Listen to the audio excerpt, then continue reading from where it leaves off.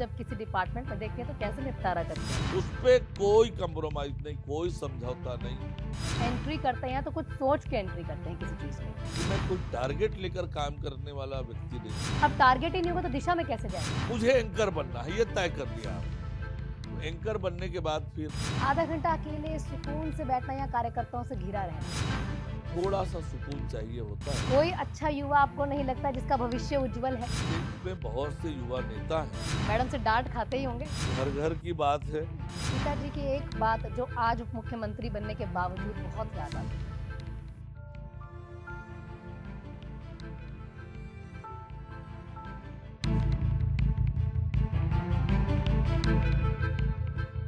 नमस्कार, स्वागत है आपका। साथों में आपके आहान आपुंज। आप देख रहे हैं आपका खास कार्यक्रम क्या है माननीयों का कहना। आज एक ऐसे माननीय से आपकी मुलाकात कराऊंगी जिनकी शुरुआत छात्र राजनीति से हुई है। वो छात्र राजनीति की एक मीटिंग में बैठा हुआ एक युवा और उसके बाद कोर्ट रूम में पहुंचता हुआ वकील इस तरह से अपने तर्कों को हाई कोर्ट में रखते थे कि पूरा कोर्ट रूम चौंक जाता था। उसके बाद 2019 में जब उससे पहले जनता के बीच जाते हैं और लाजमी सी बात है फिर सीधा संसद का सफर 2019 में तय करते हैं, 2022 में संगठन की कमान संभाल लेते हैं और ऐसी कमान संभालते हैं कि 2023 में लगाम लगा देते हैं, यानी कि जीत दर्ज करवाते हैं। ना सिर्फ खुद जीतते हैं, पूरी पार्टी को साथ में लेकर आते हैं और छत्तीसगढ़ की सत्ता ही पलट देते हैं। और कोई और वो शख्स नहीं हो सकता, आप समझ ही गए होंगे, वो कोई और नहीं सिर्फ छत्तीसगढ़ के डेप्यूटी सीएम अरुण साव जी हो सकते हैं। सर, आपका बहुत बहुत शुक्रिया हमारे चैनल के साथ जुड़ने के लिए। और ये सफर जो आज हम जानना चाहेंगे, तमाम जानकारियां तो जानूंगी, उससे पहले जानूंगी वो छात्र राजनीति का जो युवा है वो याद तो बहुत आता होगा। अन्ना जी, आपको और आपके सभी दर्शकों को राम राम, जय जोहार। अनिश्चित रूप से बचपन से लोगों की मदद करने का स्वभाव, जरूरतमंदों को मदद करने का स्वभाव, इस स्वभाव के चलते मैं छात्र राजनीति में आ गया और छात्रों के बीच रचनात्मक सृजनात्मक काम ये लगातार मैंने किए। और आज भी मेरे लिए राजनीति मतलब लोगों की मदद करना, लोगों की सेवा करना, समाज सेवा करना, जनहित का काम करना, मेरे लिए राजनीति का अर्थ और उद्देश्य भी यही है और वो लगातार मैं करता हूं। और ये सही है कि छात्र राजनीति लंबे समय तक की। अखिल भारतीय विद्यार्थी परिषद में 1990 से मेरा सफर चला और 95 तक अलग अलग दायित्वों में रहा। मुंगेली इकाई के अध्यक्ष से लेकर राष्ट्रीय कार्य समिति के सदस्य तक और पूरे छत्तीसगढ़ में घूम घूमकर राष्ट्रवादी छात्र तैयार करने का काम, एक वैचारिक छात्र तैयार करने का काम। और ये लगातार करते करते फिर जब मेरी पढ़ाई हो गई, वकालत प्रारंभ किया। इस बीच 1995 से भारतीय जनता युवा मोर्चा में मंडल अध्यक्ष, जिले का उपाध्यक्ष, जिले का महामंत्री, प्रदेश महामंत्री, प्रदेश उपाध्यक्ष और फिर अलग छत्तीसगढ़ राज्य बना, बिलासपुर में उच्च न्यायालय बना। तो मैं मुंगेली के न्यायालय से चलकर बिलासपुर उच्च न्यायालय में वकालत करने के लिए आ गया और 2018 तक लगातार वकालत किया, पूरा समय लगाकर वकालत किया। सरकार के लिए भी वकालत किया, उप शासकीय अधिवक्ता रहा, शासकीय अधिवक्ता रहा, उप महाधिवक्ता के रूप में काम करने का अवसर मिला। और फिर 2019 में पार्टी ने लोकसभा का प्रत्याशी बनाया, जनता का आशीर्वाद मिला, लोकसभा में गया। लोकसभा में पूरा मन लगाकर, पूरा समय लगाकर, ईमानदारी और मेहनत से काम किया। जनता के मुद्दे उठाए, राष्ट्रीय मुद्दों पर चर्चा की और पार्टी ने 2022 अगस्त 2022 में प्रदेश अध्यक्ष की जिम्मेदारी दी और तब भी पूरी ईमानदारी और मेहनत से काम किया, परिश्रम की पराकाष्ठा की। सरकार बनी, ऐतिहासिक जीत मिली।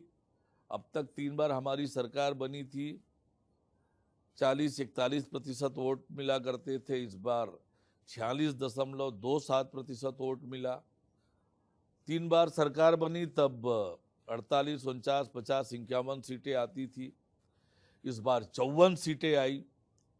तो ऐतिहासिक जीत 2023 में पार्टी को मिली और मेरा सौभाग्य है कि उस समय मैं पार्टी के अध्यक्ष के रूप में काम कर रहा था और जब सरकार बन गई तो उप मुख्यमंत्री की जिम्मेदारी, और उस जिम्मेदारी को निभाने के लिए पूरी ताकत से, पूरी क्षमता से, पूरी ईमानदारी से, पूरी मेहनत से काम कर रहा हूँ। तो जब छात्र राजनीति शुरुआत की थी तो उस समय आपने सच में सोचा था कि मैं एक दिन उप मुख्यमंत्री जरूर बनूंगा, या उस समय कुछ और ही टारगेट्स थे आपके? सिर्फ जनता की सेवा? देखिए, जनता की सेवा आज भी करते हैं, लेकिन हमेशा जब हम एंट्री करते हैं तो कुछ सोच के एंट्री करते हैं किसी चीज में। आना जी, मैं जैसे मैंने आपको बताया कि मैं कोई टारगेट लेकर काम करने वाला व्यक्ति नहीं हूँ। मेरे मन में केवल भाव होता है मैं अच्छा करूं, लोगों के लिए करूं, समाज के लिए करूं, देश के लिए करूं, कुछ अच्छा करने का भाव। और मुझे क्या बनना, मुझे क्या मिलना चाहिए, मैं न पहले सोचा था जब छात्र राजनीति में था और न आज सोचता हूं। मैं बहुत समर्पित भाव से अपना 100% लगाकर, जैसे मैंने वकालत किया 2005 से 18 तक शासकीय अधिवक्ता के रूप में काम किया, पूरा समर्पण, ईमानदारी और मेहनत से वहां पर उच्च न्यायालय में पैरवी की, वकालत किया। मतलब मेरे पास जो काम होता है, मेरा पूरा ध्यान उस काम को अच्छे से अच्छा करने का होता है। उसका प्रतिफल मुझे क्या मिलेगा, मुझे कहाँ क्या बनना, ये मैंने कभी सोचा नहीं है, आज भी मेरे मन में सोच नहीं है। आज जो जिम्मेदारी मिली है उप मुख्यमंत्री की, जो विभागों का काम मिला है, उन विभागों में कैसे अच्छा काम कर सकता हूँ, कैसे प्रदेश की जनता का सेवा करूँ, ये मेरे मन में भाव रहता है और मैं उसी पे पूरा फोकस करके काम करता हूँ। अब कोर्ट रूम में जब थे तो बहुत लोगों से सवाल किया करते थे, जब विधानसभा में जाके कई सवाल आपसे किए जाते हैं तो फर्क क्या लगता है? देखिए, तब भी एक तरह से शासकीय अधिवक्ता के नाते वकालत कर रहा था, तो सरकार की बातों को न्यायालय के सामने मजबूती से रखना। आज मंत्री के नाते विधानसभा में सरकार के पक्ष को, सरकार की बातों को मजबूती से रखना, और जनप्रतिनिधि के नाते जनता की वकालत करना, जनता के हित में काम करना। तो काम का कार्यक्षेत्र अलग होगा, लेकिन काम वही है जिसके लिए, जिनने आपको जिम्मेदारी दी है, उनकी पैरवी करना, उनकी वकालत करना, उनके लिए काम करना। देखिए, जब आप संगठन आपने संभाला तो जीत तो हासिल करवा ही दी, हासिल क्या करवा दी, बल्कि पूरी सत्ता ही पलट दी। और वो जो टिप है, ऐसा क्या करते थे कि भाई पूरे संगठन को जोड़ के रखा और सबको साथ में लेकर चला? वास्तव में जिस समय मुझे पार्टी ने प्रदेश अध्यक्ष की जिम्मेदारी दी, एक हवा बना हुआ था, एक वातावरण बना हुआ था। तो यहाँ तो केवल और केवल कांग्रेस है, कांग्रेस है, कांग्रेस है, और इस तरह का वातावरण बना दिया गया था कि भारतीय जनता पार्टी लड़ाई में नहीं है, कहीं नहीं है, कुछ नहीं हो सकता। कांग्रेस ने एक वातावरण खड़ा किया था, अब की बार 75 पार, अब की बार 75 पार। और ऐसे समय में जब मुझे प्रदेश अध्यक्ष की जिम्मेदारी मिली, जिम्मेदारी मिलने के बाद जब मीडिया के साथी मुझसे मिलने आए, बातचीत किया कि ये तो ऐसा वातावरण है, आप क्या कर पाएंगे, तो मैंने तब भी ये कहा था कि भारतीय जनता पार्टी की ताकत और क्षमता मुझे पता है। क्या ताकत है छत्तीसगढ़ में भारतीय जनता पार्टी की। 24,000 मतदान केंद्र हैं लगभग। सारे मतदान केंद्रों में भारतीय जनता पार्टी के ईमानदार, निष्ठावान, मेहनती कार्यकर्ता हैं। वो कार्यकर्ताओं को उत्साह भरना और उन कार्यकर्ताओं को काम में जुटा देना, और वो काम में जुट गए एक बार उत्साह के साथ, तो छत्तीसगढ़ में कोई ताकत नहीं है जो भारतीय जनता पार्टी को हरा सके। ये ताकत मुझे मालूम था भारतीय जनता पार्टी की। मैंने केवल इतना किया, पूरे प्रदेश में लगातार दौरे किए, अलग अलग मुद्दों को लेकर आंदोलन किया, सरकार के खिलाफ लड़ाई लड़ी, और कार्यकर्ताओं में उत्साह भर के सबको साथ लेकर, सभी नेताओं को, सभी कार्यकर्ताओं को एकजुट किया, उनमें उत्साह भरा, उनमें आत्मविश्वास दिलाया कि हम सब लोग एक साथ मिलकर काम करेंगे तो कांग्रेस हमारे सामने कहीं टिकने वाली नहीं है। और वही हुआ। पिछली 3 चुनावों का जब अनुभव आप देखेंगे, विश्लेषण करेंगे चुनाव को, तो कोई ना कोई एक तीसरी ताकत होती थी। 2023 के चुनाव में कोई तीसरी ताकत नहीं थी, सीधा मुकाबला था कांग्रेस से। उस मुकाबले में 46.27% वोट पाना, 54 सीटें जितना, ये छोटी मोटी जीत नहीं है। ये कार्यकर्ताओं की ताकत, कार्यकर्ताओं की एकजुटता, कार्यकर्ताओं की मेहनत और जनता का भरोसा। जनता को भरोसा दिलाना पड़ा, जनता को भरोसा हुआ भारतीय जनता पार्टी के पर, और तब जाकर इतनी बड़ी सफलता मिली। तो निश्चित रूप से मुझे मालूम है भारतीय जनता पार्टी की ताकत। उस ताकत का मैंने ठीक प्रकार से सही दिशा में उपयोग किया और ये परिणाम आया। बहुत सरल स्वभाव के आप हैं, क्योंकि देखिए जब मैं दिल्ली से छत्तीसगढ़ आई थी तो मैंने बहुत तारीफ सुनी और बहुत बोला कि सबने मुझे बोला कि भाई बहुत ग्राउंड टू अर्थ है। आप ये मान लीजिए कि हर शख्स से खुद से जाके मिलते हैं, और अभी मैं आई और मैंने देखा भी आप एक एक शख्स से खुद से बातचीत कर रहे थे। इतनी सरलता, लेकिन फिर वो लोगों को इकट्ठा करने के लिए, बातचीत करने के लिए सख्ती भी करनी पड़ती है। कैसे मैनेज कर लेते हैं? अभी जैसे मंत्री हूं तो मैं किसी विभाग का मुखिया हूं, हेड हूं, तो मुखिया के नाते मुझे निर्णय करना पड़ेगा। सही को सही, गलत को गलत बोलना पड़ेगा, गलत चीजों को रोकना पड़ेगा, और इसके लिए आपको कठोरता बरतनी पड़ेगी। जब आप प्रदेश अध्यक्ष होते हैं तो आपको पार्टी में अनुशासन लाना पड़ेगा। अनुशासन लाने के लिए थोड़ी सख्ती जरूरत है। जैसे माता पिता होते हैं, घर के मुखिया होते हैं, जब बच्चों से गलती होती है तो डांटना भी पड़ता है, फटकारना भी पड़ता है। कई बार बच्चों को पिटाई भी करनी पड़ती है जब बच्चे सुनते नहीं हैं, मानते नहीं हैं, गलत करते हैं। तो ये एक परिवार की तरह विषय होता है कि आप जब मुखिया के नाते काम करते हैं तो आपको थोड़ी सख्ती भी बरतनी पड़ती है, पर लोगों से उतना ही, आम लोगों से मिलना है, उनकी बातों को सुनना है और उनके समस्याओं का जो समाधान आप कर सकते हैं, जो मदद उनको कर सकते हैं, वो करने का स्वभाव। और इसलिए आराम से सबसे मिलता हूँ, सबकी सुनता हूँ। क्योंकि पिताजी आपके संघ से जुड़े हुए थे, क्या सच में माता पिता भी ये चाहते थे कि आप भी राजनीति में आए? कि वकालत आपने जब की तो सोचा होगा ना कि भाई अच्छा वकील बनूंगा, जज बनूंगा, ऐसा कुछ करूंगा, लेकिन राजनीति में एंट्री कहाँ से हो गई? कैसे वो आप, प्रेरणा कैसे, मुझे राजनीति में जाना है? कोई एक तो टाइम ऐसे, समय ऐसा रहा होगा ना, ये चीज मैंने देखी, अब यार मैं राजनीति में उतरूंगा। समाज सेवा, देश की सेवा, प्रदेश की सेवा ही मेरी राजनीति का हिस्सा है। और बचपन से संस्कार जो पाया, मुझे लगता है कि मैं 10 साल के उम्र से कुछ ना कुछ रचनात्मक और मदद के काम करने का मेरा स्वभाव रहा है। उसी स्वभाव के कारण धीरे धीरे करके राजनीति में आ गया।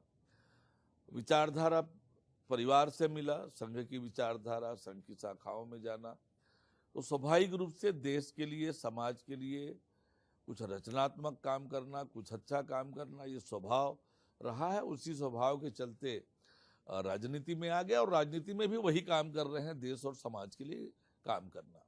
आने वाले 5 सालों में छत्तीसगढ़ के लिए क्या कुछ करना चाहते हैं? छत्तीसगढ़ के लोगों का शोषण हुआ, उपेक्षा हुई, उन्हें कांग्रेस की सरकारों ने कुछ नहीं दिया। क्या दिया था? भूखमरी, अशिक्षा, गरीबी, विकास से कोसों दूर। अटल जी कितने भावुक और कविमन व्यक्ति थे। उनको लगा कि छत्तीसगढ़ को प्रकृति ने इतनी कृपा दी है, इतनी कृपा की है, प्राकृतिक संसाधनों से परिपूर्ण है, सीधे साधे ईमानदार भोले भाले लोग हैं, बड़ी बड़ी नदियां, बड़े बड़े जंगल हैं, और उसके बाद भी यहाँ के लोग शिक्षा से दूर हैं, स्वास्थ्य से दूर हैं, गरीबी है, बीमारी है, ये दूर होना चाहिए। इस बड़े मन से उन्होंने अलग छत्तीसगढ़ राज्य का निर्माण किया। ये राजनीति में इससे बड़ा उदाहरण कुछ हो नहीं सकता है। अब हमारी जवाबदारी है कि हम छत्तीसगढ़ में अटल जी के सपनों को साकार करें, अटल जी के सपनों के अनुरूप छत्तीसगढ़ का निर्माण करें। 15 साल जब हमारी सरकार थी, हमने छत्तीसगढ़ को उसी दिशा में लेकर गए। आम लोगों के जीवन में परिवर्तन लाने का काम, गरीबों के जीवन में खुशहाली और तरक्की लाने का काम, कोई व्यक्ति, कोई बच्चा भूखा ना सोए, इसकी चिंता करने का काम, किसी के पैर में कांटे ना गड़े, इसकी चिंता करने का काम, सड़कें बने, स्कूल बने, अस्पताल बने, बड़े बड़े शैक्षणिक संस्थान बने, यहाँ के लोग शिक्षित हों, आगे बढ़ें, ये सब 15 साल में हमने करने की शुरुआत की। पर छत्तीसगढ़ के लोग वो भूल नहीं सकते हैं। शुरुआत में 3 साल कांग्रेस की सरकार और 18 से 23 तक कांग्रेस की सरकार, क्या दुर्दशा की उन 8 सालों में कांग्रेस ने। छत्तीसगढ़ की सारी व्यवस्थाओं को तहस नहस किया, छत्तीसगढ़ की दुर्दशा की। पर आज जब फिर से हमारी सरकार बनी है तो हम छत्तीसगढ़ को विकसित छत्तीसगढ़ बनाना चाहते हैं। कैसे विजन से हम काम कर रहे हैं, इसके एक दो उदाहरण मैं आपको बताऊंगा। हमारा सारा फोकस ये कृषि बाहुल्य प्रदेश है, धान का कटोरा है। धान किसान जो है उनके जीवन में खुशहाली तरक्की आए, इसके लिए उनके धान की कीमत 3100 रुपये देना, बिजली पानी उपलब्ध हो इसके लिए चिंता करना, लगातार इस दिशा में काम कर रहे हैं। माताएं बहनें सशक्त हों, आत्मनिर्भर बने, महतारी वंदन योजना लेकर आए और छत्तीसगढ़ में उद्योग स्थापित हों, हमारे नौजवानों को रोजगार मिले, इसके लिए हमारी सरकार नई औद्योगिक नीति लेकर आई। औद्योगिक नीति में सामान्यतः जो अनुदान सरकार की ओर से मिलता है वो अमाउंट ऑफ इन्वेस्टमेंट के आधार पर मिलता है, लेकिन हमने उसको रोजगार से जोड़ा कि आप कितना रोजगार देंगे उसके हिसाब से सरकार आपको अनुदान देगी। ये मेरे छत्तीसगढ़ के नौजवान आत्मनिर्भर बने, मजबूत बने, उन पर रोजगार के अवसर हो, छत्तीसगढ़ में निवेश आए, छत्तीसगढ़ की अर्थव्यवस्था मजबूत हो, छत्तीसगढ़ के किसान समृद्ध हों, सशक्त हों, हमारी माताएं बहनें आत्मनिर्भर और सक्षम बने, इस दिशा में काम। और इन सब कामों के आधार पर एक समृद्ध छत्तीसगढ़, एक सशक्त छत्तीसगढ़, एक विकसित छत्तीसगढ़ का निर्माण हो, ये इसकी नींव हम इस 5 साल में रखने वाले हैं। इस वर्ष को हमारी सरकार ने, एक तरफ ये हमारा रजत जयंती वर्ष है, 25 साल हो रहे हैं, दूसरी ओर अटल बिहारी वाजपेयी जी का 100वां जन्म वर्ष चल रहा है, शताब्दी वर्ष है, और उसको लेकर हमने इस वर्ष को उनके सम्मान में अटल निर्माण वर्ष घोषित किया है। तो ये छत्तीसगढ़ का रोड मैप है जिस दिशा में हम छत्तीसगढ़ को आगे लेकर जाना चाहते हैं। छत्तीसगढ़ के सामने एक और बड़ी चुनौती रही है नक्सलवाद को लेकर। हमारी सरकार में हमने सरगुजा को पूरी तरह से नक्सलवाद से मुक्त कर दिया। बस्तर में थोड़े हिस्से में बचा था, पर कांग्रेस की सरकार आ गई, कांग्रेस की सरकार में फिर से उन्हें अवसर मिला बढ़ने का। पर अब हमारी सरकार बनी है, संकल्प के साथ आगे बढ़ रहे हैं कि मार्च 2026 तक बस्तर से नक्सलवाद को पूरी तरह से नेस्तनाबूद करेंगे, बस्तर के लोगों के जीवन में खुशहाली और तरक्की लेकर आएंगे। इसके लिए योजना बनाकर हमारी सरकार काम कर रही है। ये पीपीटी खुद से चलाकर अधिकारियों को कैसे समझा रहे हैं? ऐसा कैसे विचार आया कि भाई मैं समझाऊंगा कैसे जनता की सेवा करनी है? समझ लीजिए। और विभाग के मुखिया होने के नाते मैंने कहा कि मैं ये टास्क स्वयं उठाऊंगा और पीपीटी प्रस्तुत करूंगा। अपने जो निर्वाचित जनप्रतिनिधि हैं उनको कहूंगा कि किस प्रकार से हम अपने नगरों के विकास की योजना बनाएं, और इसलिए मैंने वो जिम्मेदारी स्वयं उठाई। विभाग के मुखिया होने के नाते मुझे लगा कि मुझे ये करना चाहिए। मैंने कोशिश की, लोगों को खूब मजा आया, खूब अच्छा लगा। लोगों ने पसंद किया कि इतनी अच्छी तैयारी से मंत्री ने स्वयं ये प्रस्तुत किया। और चूंकि निर्वाचित जनप्रतिनिधियों का था, इसलिए भी मेरे मन में था मुझे करना चाहिए, और बहुत अच्छे से पसंद आया सबको। ये मेरे लिए सौभाग्य की बात है। सबको पसंद आया, ठीक है। कुछ लापरवाही आप जब किसी डिपार्टमेंट में देखते हैं तो कैसे निपटारा करते हैं? अनियमितता, गड़बड़ी, इस पर बहुत स्ट्रांग व्यू है और उस पर कोई कोताही बरतने का कोई कारण नहीं है। आपने इन 15-16 महीनों में देखा कि मैं कैसे स्वयं धरातल पर जाकर उन चीज़ों को चेक करता हूँ, देखता हूँ। चाहे मोआ ब्रिज का मामला हो, चाहे बीजापुर दंतेवाड़ा के इलाके में सड़क और पुल पुलिया में जाकर खुद चढ़कर देखना, खुद जाना। जल जीवन के मिशन के कामों तक भी मैं पहुंचकर देख रहा हूँ। नगरीय निकायों में भी मैं स्वयं चला जाता हूँ और जहां पर भी गड़बड़ी पाता हूँ, ठोस और कड़ी कार्रवाई, उस पे कोई कंप्रोमाइज नहीं, कोई समझौता नहीं। ईमानदारी और मेहनत से सब लोग काम करेंगे। ये हमारा कितना प्यारा छत्तीसगढ़ है। छत्तीसगढ़ के लोग कितने भोले भाले सीधे साधे लोग हैं। उनकी सेवा करने का अवसर यदि आपको मिला है तो पूरी ईमानदारी और मेहनत से करें। मैं सबको प्रेरित करता हूं कि हम सब मिलकर छत्तीसगढ़ महतारी की सेवा करें और दुनिया में, देश के अंदर लोग बोले छत्तीसगढ़िया सबले बढ़िया, ये नारा गूंजे। और इसलिए सबको प्रेरित करता हूं और गड़बड़ी पे, गलती पे तो कोई कंप्रोमाइज नहीं, कठोर कार्रवाइयां लगातार मैंने की है और आगे भी किसी को बख्शेंगे नहीं जो गड़बड़ी और त्रुटि करेंगे। सुशासन तिहार की तरफ अगर जब निकलते हैं, गांव-गांव जाते हैं, अभी कल ही आप गए थे, तो सबसे चौंकाने वाली समस्या वहां पर क्या लगती है? लोग बहुत उत्साहित हो जाते हैं आपको देखकर या मुख्यमंत्री जी को भी देखकर। तो वहां पर जब आप जाते हैं तो कैसे लगता है कि भाई अभी भी यहाँ पर ये चीजें हो रही हैं, ये कब ठीक होंगी? और कैसे उसको तुरंत के तुरंत निपटाने के लिए एकदम एक्शन मोड में आके काम कर देते हैं? देखिए, विकास तो ये सतत प्रक्रिया है। कभी यही छत्तीसगढ़ था अलग राज्य बनने से पहले और पर्टिकुलरली 2003 से पहले गांव में 3-3, 4-4 फीट कीचड़ होता था। बरसात में तो निकलना मुश्किल होता था, पैदल निकलना मुश्किल होता था। सड़कें नहीं थी और कोई सुविधा नहीं थी। गांव की गलियों कीचड़ से सराबोर था। और आज 90% गांवों में, गांव के 90% हिस्से में सड़कें बन गई है। गांव के अंदर आंतरिक सड़कें बन गई है। अब बरसात में भी अधिकांश गांवों में हम 4 चक्के की गाड़ी से जा सकते हैं, मोटरसाइकिल से आ जा सकते हैं। विकास की सतत प्रक्रिया है। आज जब सुशासन तिहार चल रहा है, ये कितना बड़ा अभियान है। जन सरोकार का इससे बड़ा उदाहरण नहीं हो सकता है कि सरकार खुद कहे आइए आवेदन दीजिए, अपनी समस्याएं बताइए। हमने उसकी लिस्टिंग कर दी।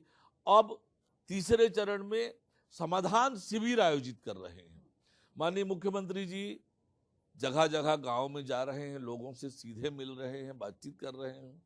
मैं भी कल गया था अपने विधानसभा क्षेत्र के रामेपुर एन गांव में।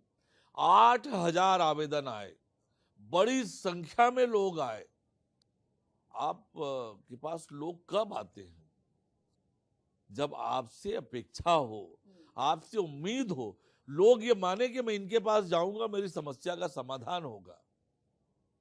इसलिए इतनी बड़ी संख्या में आवेदन आना, इतनी बड़ी संख्या में लोगों को आना, ये बताता है सरकार पर भरोसा।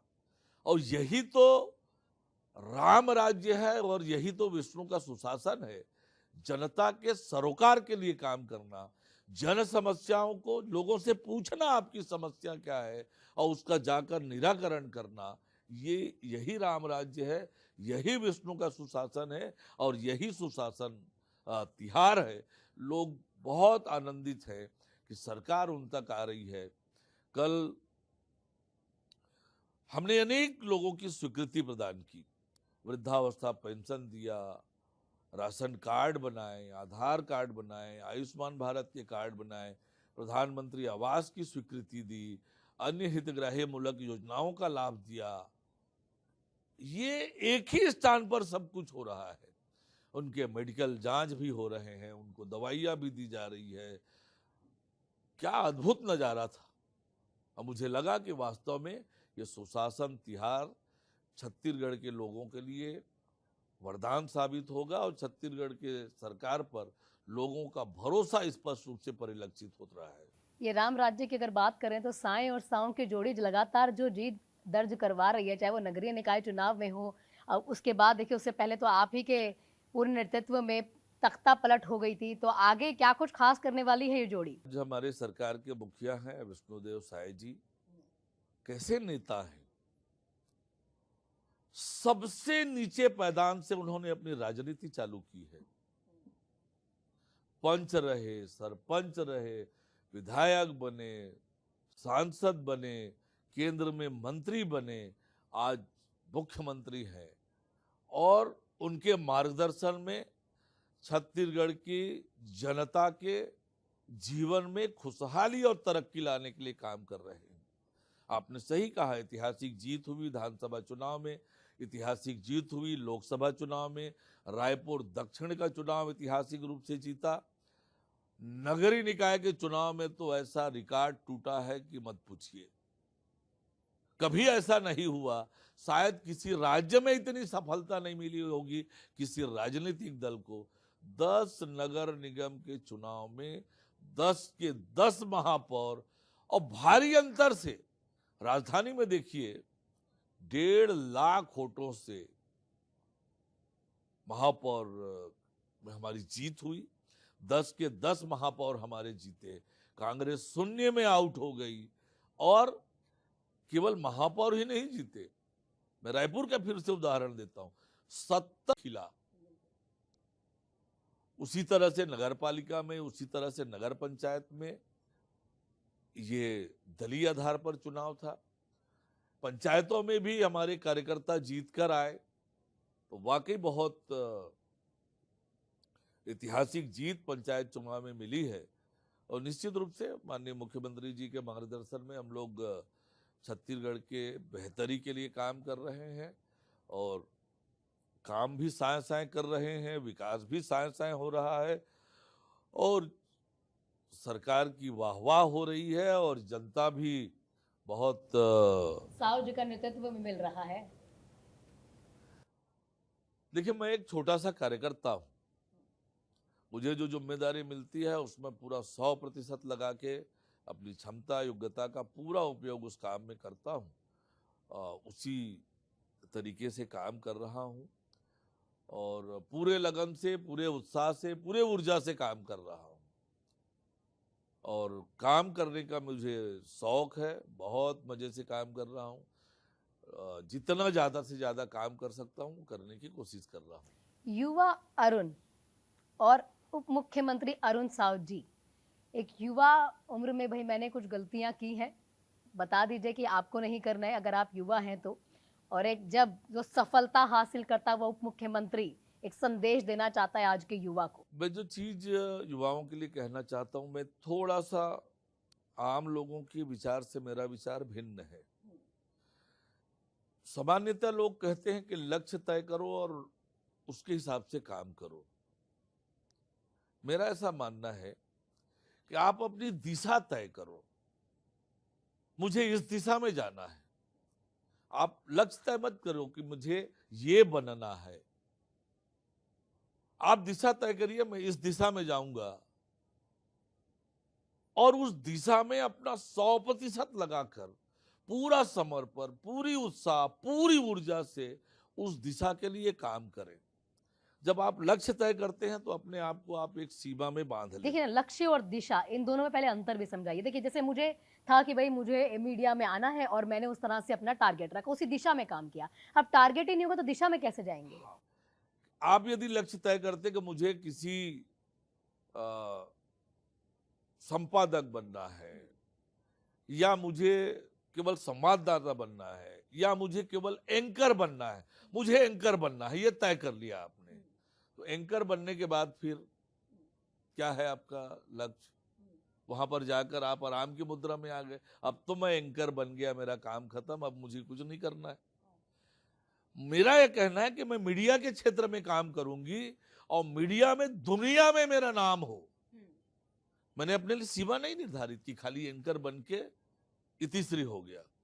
मैं मीडिया के क्षेत्र में खूब नाम कमाऊंगी, खूब काम करूंगी, मेरा इतना नाम हो जाए, मतलब आसमान में आप सितारों की तरह चमके।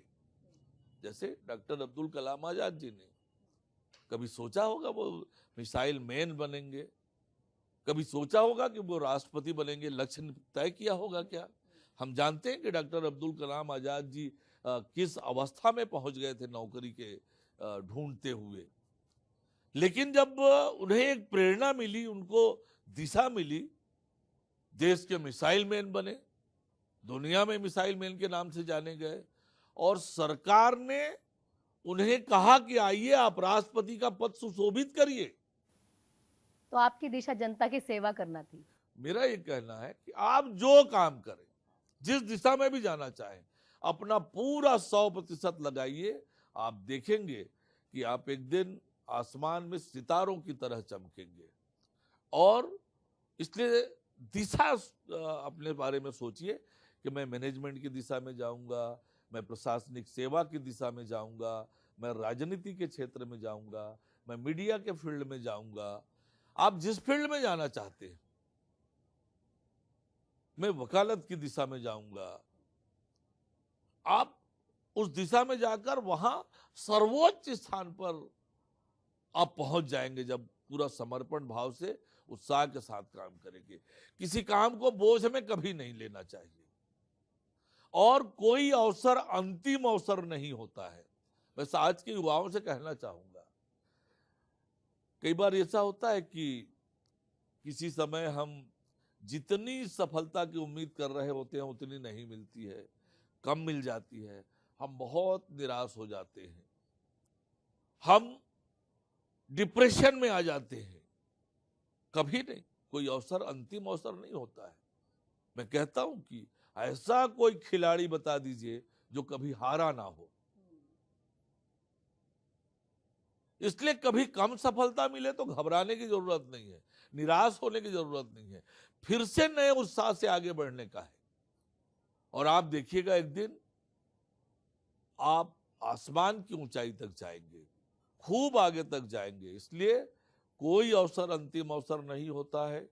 आप लक्ष्य तय किए बिना दिशा तय करिए, उस दिशा में 100% अपना लगाकर काम करिए। एक दिन दुनिया में आप नाम कमाएंगे। युवाओं की बात हो रही है, पार्टी मत देखिएगा, बस पसंदीदा युवा नेता बता दीजिए। बहुत अच्छा उज्जवल भविष्य है उसका, चाहे वो बिहार से है, चाहे वो किसी भी पार्टी से है, चाहे वो छत्तीसगढ़ से है। राज्य नहीं देखना है, पार्टी नहीं देखते हैं, बस आपको बहुत पसंद है यार, भविष्य बहुत अच्छा है इस युवा नेता का। और देखिए, राजनीति में हर एक व्यक्ति की अपनी अलग अलग विशेषताएं होती है, और सबकी पृष्ठभूमि अलग होती है, सबके विचार अलग होते हैं। भारत माता के प्रति समर्पण का भाव हो, देश के लिए कुछ करने का जज्बा हो, और देश को आगे ले जाने का जज्बा लेकर जो राजनीति में काम करने वाला युवा है, ऐसे युवा राजनेता मुझे पसंद आएंगे। पर नाम किसी का इंगित करना ये उचित नहीं है। आपने किससे मोटिवेशन ली है? अटल बिहारी वाजपेयी जी से। अब पसंदीदा नेता नरेंद्र मोदी जी हैं। इससे इधर फिर से मैं यही पूछूंगी, कोई अच्छा युवा आपको नहीं लगता जिसका भविष्य उज्जवल है? देखिए, देश में बहुत से युवा नेता हैं, पर किसी को नामित करना मेरे लिए उचित नहीं है। पर बहुत से युवा नेताओं से मेरी मित्रता भी है, मैं उनको देखता भी हूँ, उनके कामों से प्रभावित भी होता हूँ। पर किसी व्यक्तिगत आज तो युवाओं के लिए भी कोई प्रेरणा स्रोत नेता है आज, तो नरेंद्र मोदी जी हैं। सारे युवाओं को जिस तरीके से वो काम करते हैं, जो कमिटमेंट है उनका देश के प्रति, देश की जनता के प्रति, जो निर्णय लेने की ताकत और क्षमता है, ये अद्भुत है। आज के युवा भी उनसे प्रेरणा लेकर काम करें। निश्चित रूप से राजनीति में उनका भी बड़ा नाम हो। नहीं, अब हम समझ गए। उप मुख्यमंत्री तो आप बेहतरीन हैं, संगठन भी आपने अच्छे से संभाला, वकालत कितनी अच्छी करी होगी वो भी अब समझ गए, नाम नहीं लिया। चलिए, एक चीज चुनिएगा आप, जीत का जश्न या हार से आप सबक, कोई एक चीज चुननी है। हार से सबक लेना चाहिए, और जीत में कभी बोलते हैं ना कि बौराना नहीं चाहिए, नियंत्रण नहीं खोना चाहिए। धैर्य, जीत को धैर्य से स्वीकार करना, उत्साह भी बनाना, खुशी भी मनाना, लेकिन धैर्य के साथ, उससे बौराना नहीं। और हार में दुखी होकर निराश होकर बैठना नहीं, नए सिरे से उत्साह के साथ आगे बढ़ना। नीतियां बनाना या जमीन पर उतारना? दोनों काम अपने आप में महत्वपूर्ण है। नहीं तो अगर आप जिस जिम्मेदारी पे भी मैं नीतियां बना रहा हूँ, तुम ग्राउंड लेवल पर काम करो, या फिर मैं ग्राउंड लेवल पर जाकर लोगों के लिए काम करूंगा, उसे जमीन पर उतारूंगा, एक चीज चुननी है। आपने नीति अच्छी बनाई लेकिन वो जमीन पर उतरेगा नहीं, तो आपकी नीति बनाने का कोई मतलब नहीं है। फीडबैक लेना या एक्शन लेना? अब एक्शन लेना है तो फीडबैक लेना पड़ेगा आपको। बिना फीडबैक लिए कैसे एक्शन लेंगे? और एक्शन लेना है तो फीडबैक लेना पड़ेगा, और मैं फीडबैक भी ले रहा हूं, एक्शन भी ले रहा हूं। आधा घंटा अकेले सुकून से बैठना या कार्यकर्ताओं से घिरा रहना? ये जरूर लगता है कि थोड़ी देर एकांत में बैठे। जब आप दिन भर इतने लोगों से मिलना, इतने कार्यक्रमों में जाना, आपाधापी होना, तो मस्तिष्क को भी शरीर को भी थोड़ा सा सुकून चाहिए होता है। तो कई बार ऐसा लगता है कि थोड़ी देर 15 मिनट आधा घंटा सुकून से बैठ जाना, पर वो तब जब अपने सारे काम खत्म कर लिए और जब कार्यकर्ताओं से मिलते हैं, जनता से मिलते हैं, काम करते हैं, तो मैं तो उससे भी उत्साहित होता हूं, उससे भी मुझे ऊर्जा मिलती है। सिर्फ आम जनता के सवाल है, बड़े बड़े नेता सुकून से आराम से बैठते होंगे, क्योंकि सबके लिए लगता है कि वे गाड़ियों में ही घूमते हैं, सब कुछ करते हैं। अभी पुरंदर जी से जब हम मिले तो वो कह रहे, अरे मैडम कितना पूरा सफर उन्होंने बताया, हमें भी आधा घंटा सुकून का चाहिए। क्या करते हैं आधे घंटे सुकून में, क्या क्या सोचते होंगे? क्योंकि पारिवारिक जीवन तो अस्त व्यस्त हो जाता होगा राजनीति में आने के बाद। बहुत व्यस्तता होती है, ये सही है कि आम व्यक्ति की तरह घर परिवार रिश्तेदारों को आप उतना समय नहीं दे पाते हैं, पर सबको सब चीज नसीब नहीं होता है। जनता के सेवा करना, जनता के लिए कुछ कर पाने का ये अधिकार होना, ये क्षमता होना, ये सब चीज आपको नसीब नहीं होगा। और इसलिए कुछ पाने के लिए, जैसे बोलते हैं, कुछ खोना पड़ता है। और इसलिए जब इतनी बड़ी जवाबदारी में है तो कहीं ना कहीं आपको कुछ चीजों का त्याग करना ही पड़ेगा। अन्य सामान्य व्यक्तियों की तरह घर परिवार दोस्त यार रिश्तेदार, इन सबको उतना समय स्वाभाविक रूप से नहीं दे पाएंगे। सरल नेता कहलाना पसंद है या सरल जनसेवक कहलाना पसंद है? देखिए, सरल जो होगा वो सरल जननेता भी होगा, सरल व्यक्ति भी होगा। स्वभाव आपका सरल होना चाहिए, सरलता से लोगों से आप मिलें, पर एक प्रशासक के नाते थोड़े मजबूत और सक्षम और निर्णायक भी होना पड़ेगा आपको। सही को सही, गलत को गलत बोलने की क्षमता भी चाहिए आपको।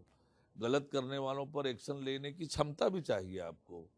तो सरलता के साथ जब प्रशासनिक काम में आते हैं तो थोड़ी कड़ाई बरतने की भी जरूरत होती है, वो करना पड़ेगा। एक उप मुख्यमंत्री के तौर पे नहीं, एक आम अरुण साव की कभी मनोबल टूटा है? अरे यार अब नहीं हो रहा। एक कभी समय के कभी तो लिए रोए भी होंगे, वो भी एक दिन जानना चाह रहे हैं हम। कभी तो एक बार आंख से आंसू भी गिरा होगा। लास्ट टाइम कब रोए थे, कब दुख लगा था? देखिए, बहुत बार एक ऐसा ओकेजन आया था जब मैं लोकसभा का सांसद निर्वाचित हुआ। निर्वाचन के बाद अपने घर गया, मेरे पिताजी नहीं है अब इस दुनिया में। घर गया, माताजी ने आरती उतारी, और आरती उतारने के बाद माताजी के मुंह से निकला, काश आज तुम्हारे पिताजी होते आशीर्वाद देने तुम्हें। तो वो बहुत भावुक पल था मेरे लिए। और ये सही था कि जिस पिता ने मेरा लालन पालन किया, जिनसे मैंने विचार और संस्कार सीखे, वह भी अधिवक्ता थे, वह भी राजनीति में थे। उनसे प्रेरणा लेकर मैंने वकालत की, उनसे प्रेरणा लेकर मैंने समाज सेवा करते हुए राजनीति में आया। और जब इतनी बड़ी सफलता एक सांसद के रूप में, वो बेटा जिससे उन्होंने उंगली पकड़कर चलना सिखाया, तो मुझे उस दिन वो कमी खली है। मेरे बहुत भावुक होकर रोना आया कि काश आज मेरे पिताजी प्रत्यक्ष रहकर मुझे आशीर्वाद देते। तो पिताजी की एक बात जो आज उप मुख्यमंत्री बनने के बावजूद बहुत याद आती है? वैसे तो बहुत सारे ऐसे उनकी सबक है, लेकिन वो जीवन भर जो मैंने सीखा, समय का पाबंद होना, समय पर उठना और सारे काम आपके समय पर हों, ये बहुत बड़ी सीख उनसे मुझे मिली थी। और आज भी मैं उसका पालन करने की पूरी कोशिश करता हूं कि मैं समय का पाबंद हूं, समय पर कहीं पर भी आऊं जाऊं। तो ये मेरे लिए जीवन के लिए बहुत बड़ी पूंजी है और मेरे लिए बहुत बड़ा आधार है मेरे जीवन में। तो पिता का वो सबक अपने बच्चों को भी देते होंगे जब पिता बन गए हैं तो? हाँ, निश्चित रूप से ये तो हर सफल व्यक्ति को, यदि आप उसके जीवन में झांकेंगे तो उसको अनुशासित होना आवश्यक है। और मेरा एक बेटा है, मैं निश्चित रूप से उसे, वो मुझसे भी प्रेरित होता है समय के पाबंद होने पर, और निश्चित रूप से वह भी समय का पाबंद ही है। और पिता के साथ एक वो पल जो आज भी आपके चेहरे पे मुस्कान ला देता है, क्योंकि देखिए पिताजी की बात हो रही है तो मैं जानना चाह रही हूँ, क्योंकि हमेशा होता है ना जो लड़के होते हैं अपनी माता के हमेशा करीब होते हैं, आपका मैंने सुना भी पिता के बहुत करीब, पिता के साथ एक पल आज भी याद आता है, भाई मेरे चेहरे पे खुशी आ जाती है, मैं अपने पिता को उस चीज़ से याद करता हूँ। तो 1996 से मैं मुंगेली में वकालत किया, फिर 2001 से उच्च न्यायालय में वकालत किया। मैं उच्च न्यायालय में वकालत करता था, मेरे पिताजी मुंगेली में वकालत करते थे। तो उच्च न्यायालय से कोई अधिवक्ता जाते थे मुंगेली किसी मामले में, और उन्हें जैसे पता चल जाता था कि हाईकोर्ट से वो कोई वकील आए हैं, तो उस वकील साहब को पिताजी अपने पास बुलाते थे, चाय पीने के लिए चाय पिलाते थे और फिर पूछते थे, अरुण साहब को जानते हो? बोले हाँ जानता हूं, मैं अरुण का पिता हूं। और फिर पूछते थे उनसे कि अरुण कैसे काम कर रहा है, ठीक से मेहनत कर रहा है कि नहीं कर रहा है। वो सबसे पूछताछ करते थे। जो भी उच्च न्यायालय से अधिवक्ता मुंगेली जाते थे वकालत के लिए, मेरे पिताजी को जानकारी में आई कि ये आए हैं तो निश्चित रूप से उन्हें आमंत्रित करते थे, चाय पिलाते थे और इतनी चर्चा करते थे। और जब मुझे वो वकील साहब वापस आकर बिलासपुर में बताते थे हाई कोर्ट में कि कल आपके पापा से मुलाकात हुई, तो वो जो प्रसन्नता होती है कि एक पिता अपने बेटे के लिए कितना ध्यान रखते हैं, और पिता के साथ काम करने वालों को कितना स्नेह करते हैं, उनको बुलाकर चाय पिलाना, सहज रूप से चलते फिरते पूछ लेते, लेकिन अपने पास बुला के चाय पिलाना, बिठाना और फिर परिचय करके फिर पूछताछ करना, ये बड़ा मुझे प्रेरित करता था कि आखिर मुंगेली में रहते हुए भी मेरे बारे में लगातार वो चिंता करते हैं। तो ये पिता का बड़प्पन होता है इससे। और कहते भी थे कि भाई मैं अरुण का पिता हूँ, हाँ, और आज होते तो और खुश हो जाते, अरे मैं अरुण का पिता हूँ, तो वो जो समय है वो आज तो अलग ही होता कहीं ना कहीं। स्वाभाविक रूप से माता पिता को बच्चे की सफलता पर बहुत गर्व होता है, प्रसन्नता होती है। मेरी माता जी हैं, वो बड़े प्रसन्न होती हैं, और तो निश्चित रूप से परिवार के माता पिता भाई बहन सबको गौरव होता है जब उनके परिवार से कोई इस जिम्मेदारी पे, इस ऊंचाई पे पहुंचता है। उप मुख्यमंत्री का करीबी दोस्त होता है कि नहीं होता, कि सिर्फ काम में ही उलझे रहते हैं? एक दोस्त तो होगा कि भाई मन की बात सिर्फ इसके साथ कर सकता हूँ, मन हल्का सिर्फ इसके साथ कर सकता हूँ। मेरे जो बचपन के दोस्त हैं, प्राइमरी स्कूल के दोस्त भी आज भी मेरा संपर्क है, संबंध है। एक दूसरे के घर आना जाना होता है, मिलना जुलना होता है, और सामान्यतः मेरी दोस्ती पारिवारिक दोस्ती रही है। स्कूल के ज़माने के दोस्त हों, कॉलेज के ज़माने के दोस्त हों, और बाद में अनेक दोस्त राजनीति में आने के बाद भी बने हैं। तो मेरी दोस्ती घर तक की दोस्ती होती है, घर परिवार के लोगों से भी उस तरह के संबंध होते हैं। तो मेरे दोस्तों की सूची बहुत लंबी है और सबसे मेरी आत्मीयता है। और जब भी कोई ऐसा विषय आता है तो किसी न किसी दोस्त को मैं फ़ोन कर लेता हूँ, मन की बात शेयर करता हूँ। और वाकई दोस्तों का प्यार, स्नेह वाकई आपको बहुत ताकत देता है। दोस्ती भी वो ताकत है कि आपको बहुत मजबूती देता है, आपके आत्मविश्वास को बढ़ाता है, आपको प्रेरणा देता है। दोस्तों से आज भी मेरे जीवन संपर्क है।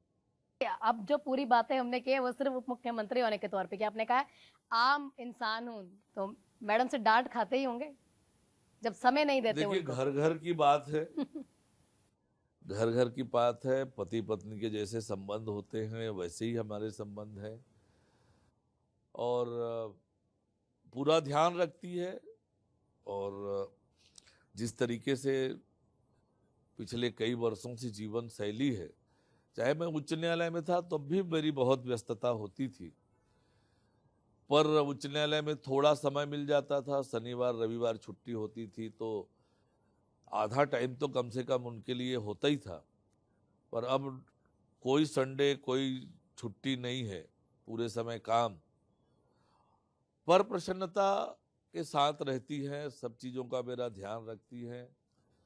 और निश्चित रूप से मेरी सफलता में परिवार को संभालने का काम, बहुत बड़ा परिवार है हमारा, उन सब परिवार की चिंता ये मेरी पत्नी मीना ही करती है, सबका ध्यान रखती है। मेरी बहनें, मेरे भाई, मेरे और जो परिवार के लोग हैं, मेरा तो ध्यान रखती है, लेकिन सबका भी ध्यान रखती है, सबकी चिंता करती है। तो स्वाभाविक रूप से जब इतना करती है तो थोड़ा सुनना भी पड़ता है, और सुनने सुनाने का अपना अलग आनंद भी है। बेटे को राजनीति में आने देंगे अगर आना चाहेंगे तो? इससे देखिए, आज वो अपने पढ़ाई में बिजी है, खेल में भी वो रुचि रखता है, और आगे चल के वो अपना निर्णय करेगा किधर जाना है।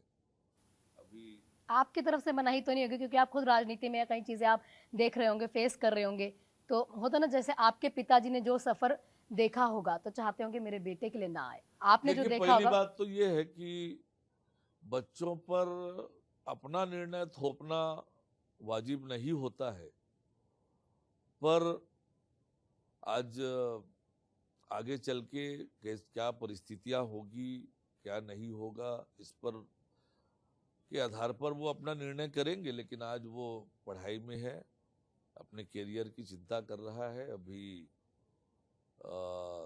तो इस पर अभी कुछ बोलना जल्दबाजी है, लेकिन मेरा ऐसा मानना है कि अपना निर्णय बच्चों पर थोपना नहीं चाहिए। आपने भी देखा कि अरुण साव जी कितने सरल हैं, कितने सादगी से जीवन जीते हैं, कितने अच्छे नेता हैं, छात्र नेता रहे हैं, वकालत अच्छी की है, अच्छे बेटा रहे हैं, अपने पिता को गौरवान्वित किया है, माता को आज तक गौरवान्वित कर रहे हैं। ये सिर्फ आप ये मत समझे कि एक नेता सिर्फ जनता के बीच आके ही काम करता है, वो नेता सिर्फ नेता आपके सामने सरल इंसान, सादा इंसान का जीवन कैसा होता है ये भी अरुण साव जी ने बता दिया। और क्या संकल्प छत्तीसगढ़ के लिए है, कैसे आगे बढ़ना है, प्रधानमंत्री नरेंद्र मोदी के नेतृत्व में पूरे देश को कैसे आगे लेकर जाना है, किस तरह से कड़ियों को बांधना है, उसका काम जो है लगातार बीजेपी की सरकार कर रही है और करती भी रहेगी। आप सभी का बहुत बहुत शुक्रिया।